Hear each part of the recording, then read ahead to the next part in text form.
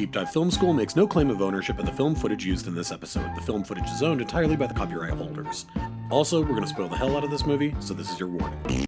Welcome to Deep Dive Film School! This week, we're going to get into that one scene from 2001, A Space Odyssey. You know that scene. Ba, ba, ba.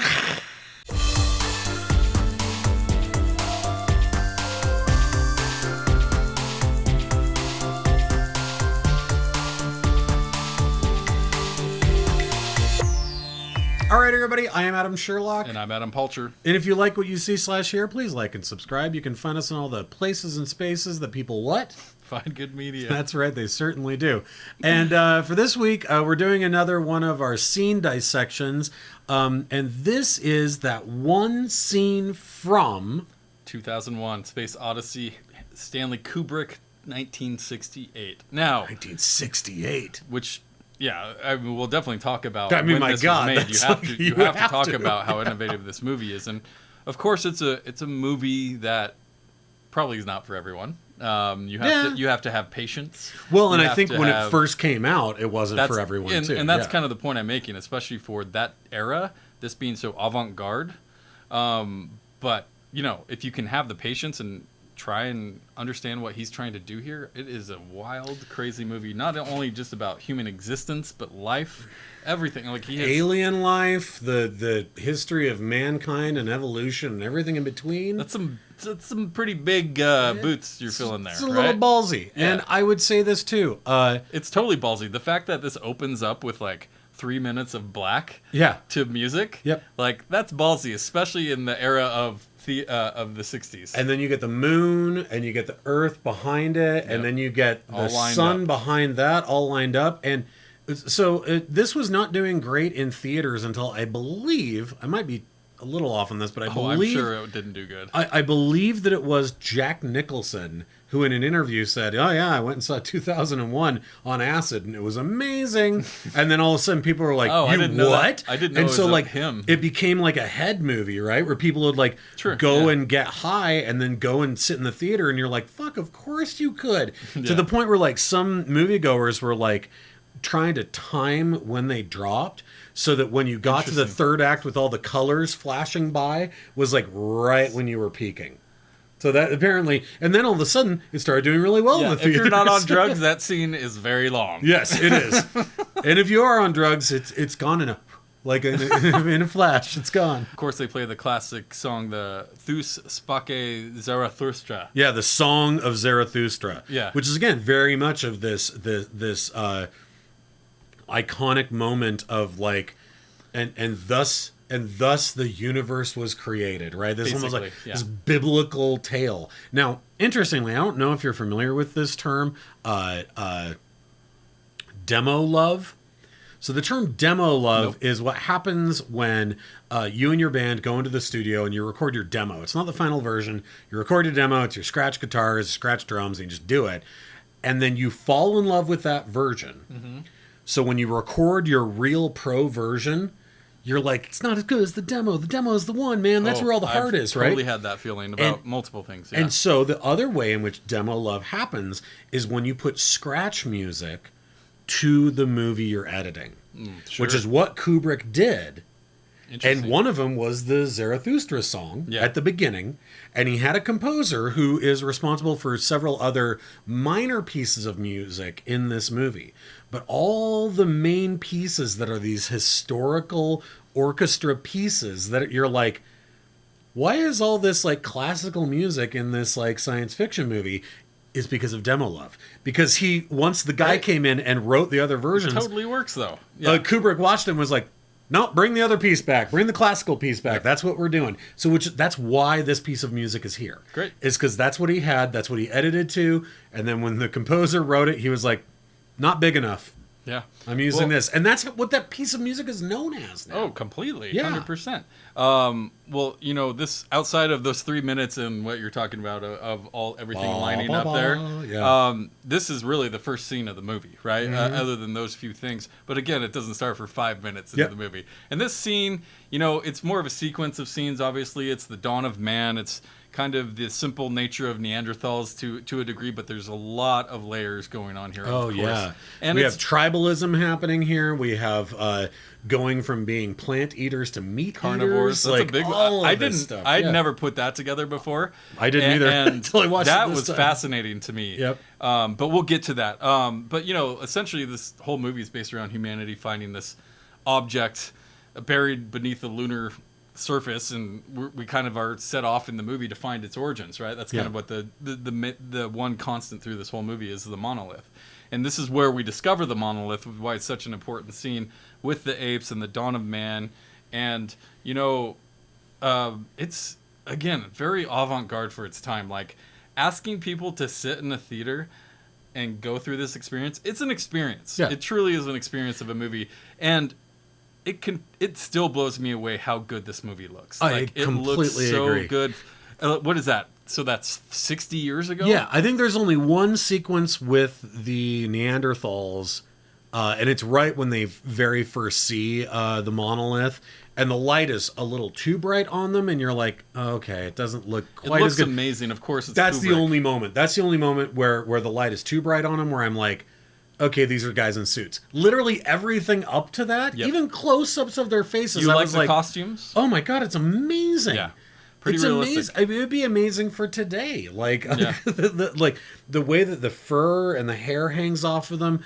Obviously, we have a group of talented, the only time I'm ever going to say on this show, talented mimes and dancers who are portraying these apes, these Neanderthals. So that's who they hired? Oh, interesting. Yeah. Well, that makes a lot of sense, actually. Yeah, you definitely have to get those deep people that be. Dude, this is pre-Andy Serkis, Oh, right? I mean, that's who these people are. Yeah, doing Andy Serkis before he did. We slowly kind of see this world we're in, and like I said, of course, it looks amazing because it's Kubrick and it just looks good. And honestly, like, it looks amazing, but the rest of the movie looks like stunning, right? Like, it's an amazing thing. But we see, we kind of slowly get this world where we see these bones, and you see animals, and they're eating, and they're protective, and they're fending for themselves. But this is definitely like survival of the fittest at its most basic, right?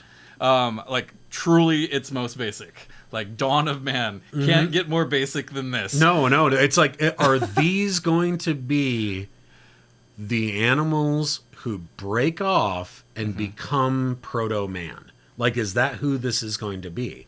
And it's at that moment that our monolith appears. And you think about this idea.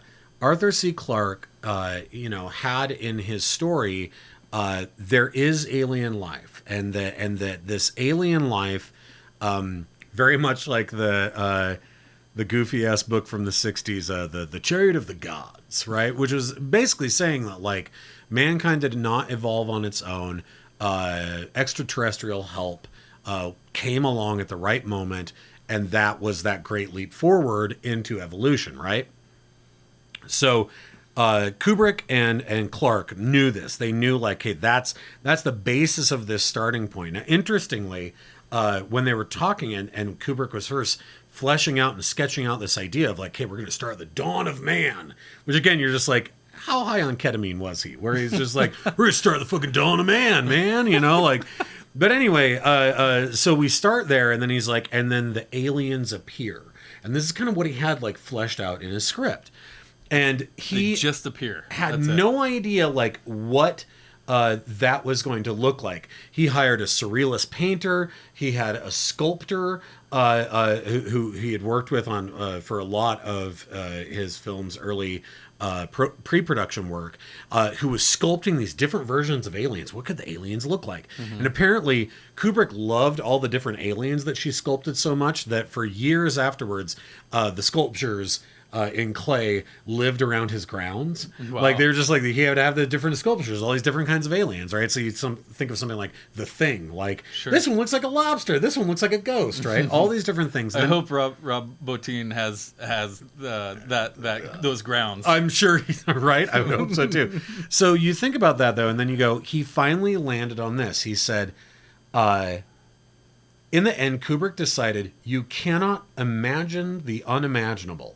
And after trying more of the ornate, weird designs, he settled on the monolith.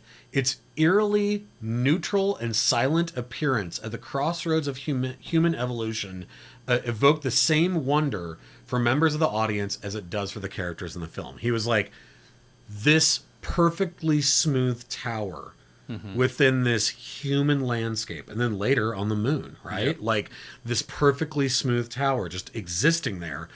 And you go, yeah, of course. If anybody's going to come up with the monolith as the perfect unnatural thing, it's the guy who loves putting everything dead center, right? He does, for no sure. law of thirds for this guy. Everything is dead center. There's some epic cinematography that's happening here, and he really uses that low angle to make things seem more intimidating. Like, he makes the monolith look 20 feet tall, right? Like, it looks huge. And you know, and then of course he uses it again when you get the ape who starts hitting, like just kind of starting to hit. Yeah, we're so low, and we see him breaking all the bones with it, and like, oh, I can do this. Oh, that's kind of cool, kind of thing. And it's that you know, that's obviously a massive scene and says so much, but like what had to come before that too, I think is super important. I think the leopard scene is super important because it's showing how. And this is before they meet, right? Before they became protective and aggressive. Yep.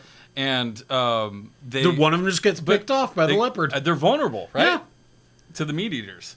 And they're sitting around eating berries and plants and doing fine or whatever. They do have like this rival gang ape thing going on. Rival ape gang. Ape gang. That's a good band name, right? It is rival ape gang. So they have these, and when they show up, you kind of are like, are they mad or are they excited? Like, and they have this screaming grunting, which is like haunting. Oh yeah, but it's the only way they know how to communicate. And the masks are even like baring the teeth in this beautiful way, where it's like this mechanism that when the bottom jaw is opened by the actor, it affects wires that pull open and bare the teeth up to the gums, and it's just a beautiful effect. Totally. Speaking of beautiful effects, the lighting of the actual film crew reflecting in the eyes of the leopard apparently was one of Kubrick's miracle moments, where he was like he didn't plan it. That leopard turns and looks, which is over the body, may I say, of a dead horse that's painted to look like a zebra. Yep. They actually painted a dead horse. Oh no. And then slit open its neck and let the leopard eat that. So it's like, they just have a dead horse sitting there, and the leopard turns and its eyes glow brilliantly, but they're glowing from the lights of the film crew. Interesting. And that's what made them spark that way. And apparently Kubrick was like, you got to be kidding me. Like, that's it. That's cut, print cut. Like, yeah, we got it. We got it. Because this is the thing that even more so than the ape costumes, it was sets. They have a handful of B crew that were out on the Serengeti getting all those opening shots. The B-roll crew. Everything else is a sound stage of just the ground. That's crazy. And they doesn't look like it. They rear projected B-roll that the B crew had done in Serengeti. Wow. So all of that, like beyond like your depth of field of like, here's a couple trees and there's like a little rock structure beyond it. Everything beyond that is just rear projected, done live right there. Wow. Which is, again, I'm like, every time you watch any kind of like Star Wars movie or like Marvel movie and everyone's just in green screen everything. Yeah. And you're like, dudes, 1969. 1969, rear projection. You can do it. Yep. And then you get everything that you want right there in camera. Let's get back to this kind of human birth scene where this monkey starts using the bone as a weapon, basically understanding that he can control this thing and hurt someone with it. Yep. And he's getting these flashes of killing something, animals like falling over. Yeah. And he starts doing it. It's just showing that violent nature of evolution, really, right? And the destruction, and kind of what man evolves into. And then so he uses that. In the next scene, we see them eating meat. They're eating raw meat, and that's really when the protective, aggressive side of these coming of age humans that's when it starts, is when they start eating meat, which is interesting. I've never noticed that before, but very fascinating. It's because you see them as these foragers before that, and they're literally having to like smack these animals away in order to get the berries. And then later they're like, fuck that. And they're just killing that animal and eating it. And if you notice the very next scene that is the confrontation with the other tribe, the other tribe is still on like semi-bipedal. They're still on their knuckles. Yep. And our other tribe are upright. Yeah, no, that's They're definitely upright. That's yeah. definitely something I notice is in that final scene where they basically take that down with that other gang is all of them are on their knuckles. Yep. And they're still very much monkey-like. For sure. And then the other ones who have been eating meat are more evolved for some, because of that maybe. Yeah. But they have food rations now. They have something to be protective of. But yeah, they start... not all of them, but a handful of them are fighting on 2 feet. Yep. Now, I don't want to... This is a minor quibble, but I would just say, and this is going way forward into the movie, but to your point, because I did write this down, that the inherent violence of primordial man is very apparent. Sure. And while we're watching our main group who have touched the monolith, which, by the way, without even mentioning anything, the next day it's gone. They're in the exact same spot where they were sleeping underneath that rock overhang. Oh, I just assumed it was a different spot. I thought it's the exact same spot, and the monolith's gone. Wow. So the first day, they're all petting it and touching it. Then they have tools. Next day, it's gone.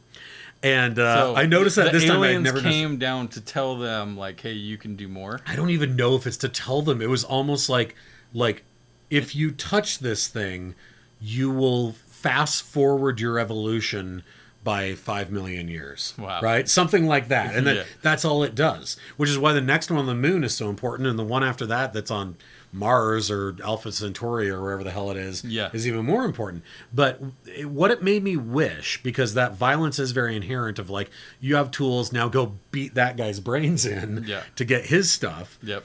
That violence is so apparent that the rest of the thread of the story, as amazing as it is, I would have liked it way more of how the robot would have been something more malevolent, maybe on the line of like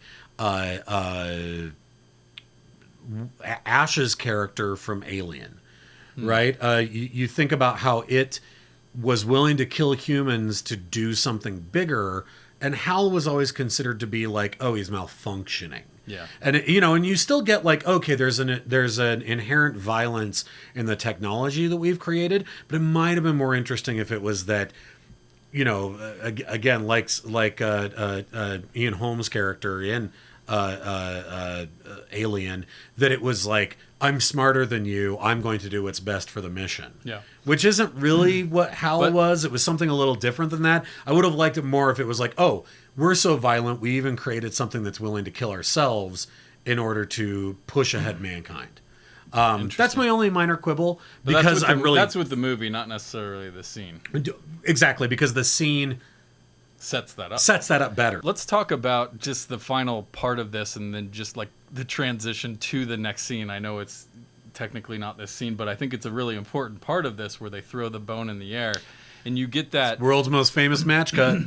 It's a great match cut. It really is. Like, it's unlike anything. It really is, and it's an amazing metaphor for how primitive we are. Even though we have this evolution of technology, we're still going to be like those apes. All we did was throw something a little bit higher in the sky. That's all we've done. From the dawn of man until 2001, all we did is throw a bone a little bit higher in the sky. Yeah. No, that's funny. But, overall, like the first time I saw this movie, I didn't really know what to think of this scene. And I've seen it probably, I don't know, in my life, maybe 6 times. Yeah. 2001, something like that. And it's not something you pop in every day or anything, but like it's definitely... Unless you're super high, man. Yeah, this is gonna drop. This is rated G, too. I don't know. This whole movie's really? rated G. So you watch it with your kids. Oh, all right. Yeah, it is. I mean, there's nothing really about it other than just maybe the eeriness of it. Yeah, I think the baby in the space embryo is naked at the end, but that's about the only thing. Naked baby. Come on, that can be in a G movie. Yeah. Cover of a Nirvana album. That's true. But amazing match. Bravo transition there. Wonderful. But I just love how this really shows the evolution of man, like to to most degrees, like, because we're still like some of the actions that are happening here. Oh yeah, no, the threads are totally there. Like, it's completely there, and I just love that they're showing the power and the strength that people can feel, but also, hey, we have food to protect now, so there's motive behind, like, giving me a reason to be even more violent. That's our muddy pool of water, not yours. Yeah, that's what they're fighting over the whole time. Amazing scene. Yeah. That really. I don't know. It's a hell of an opening scene. Oh yeah, I'll say that. Last thought. Obviously, all the apes touching it is one thing, but that, as you're saying, lower shot looking up. Oh yeah. Of the monolith with the moon just and then the sun, and then the sun in an eclipse over it. So you get that, like, nobody but Kubrick can make things scary in a way that you don't know why it's scary, but it's really fucking scary. Yeah. And the monolith, and maybe part of it's the music too, for sure. Oh yeah, if you put yakety sax behind that, I don't think it would be nearly as effective. All right, well, which we're gonna do right now.